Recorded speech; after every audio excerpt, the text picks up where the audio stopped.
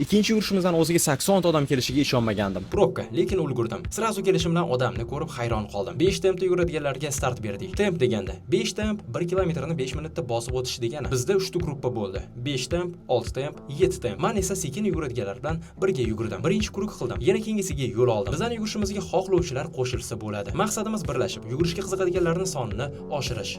10 kilometr chiqdi. Finish qilib kola ichdik. Keyin boshqa run klublarida yo'q narsa. Barcha finish qilganlarni biz ovatsiya bilan kutib oldik.